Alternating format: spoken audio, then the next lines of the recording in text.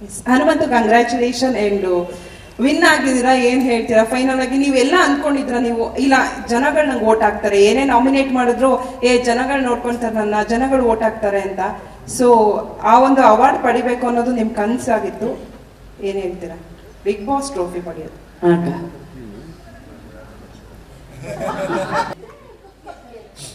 Cup ಆಟ ಆಗಿದ್ದೆ cup ಕೊಟ್ಟರಕ್ಕ.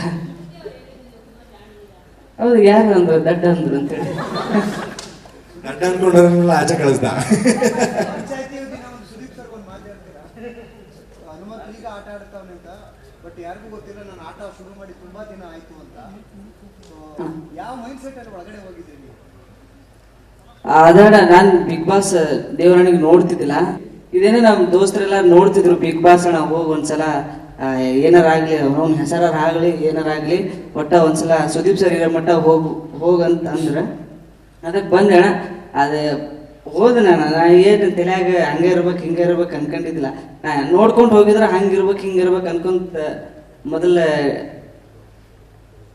ತಲೆಯಾಗ ವಿಚಾರ ಮಾಡ್ಕೊಂತ ಹೋಗಿದ್ದೆ. ನಾ ಹಂಗೆ ಹೋಗ್ಲಿಲ್ಲ, ಏಕೋಭಾವದಿಂದ ಹೋದೆ. ನನಗೆ ಏನ್ ರೀತಿ ಅದನ್ನ ಆಡ್ದೆ ಅಣ್ಣ.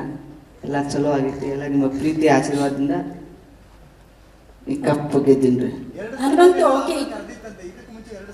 ಕರ್ದಿದ್ರಿ ನಾನು ಈ ಸಲ ಅದ ಸುದೀಪ್ ಸರು ಲಾಸ್ಟ್ ಈ ವರ್ಷ ಬಿಗ್ ಬಾಸ್ ನಡೆಸದಂತ, ಮುಂದಿನ ವರ್ಷ ನಡೆಸಲ್ಲಂತ ಅವ್ರು ಯಾವ್ದ್ರಾಗ ಬರ್ಕೊಂಡಾರ ಅಂತೇಳಿ ಅದ ಅಂದ್ರಣ.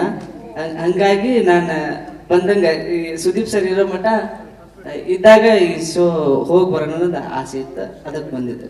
ಹನುಮಂತು, ಈಗ ಗೆದ್ದಾಯ್ತಲ್ವಾ, ಯಾವ ಸ್ಟ್ರೆಂತ್ ನಿಮ್ಮನ್ನ ಗೆಲ್ಲಿಸ್ತು ಅಂತ ಅನಿಸ್ತು? ಅಂದ್ರೆ ಶಕ್ತಿ, ಯಾವ ಎನರ್ಜಿ? ನಾನು ಬಿಗ್ ಬಾಸ್ ಮನೆ ಊಟ ಗೆಲ್ಸೈತ್ರಿ.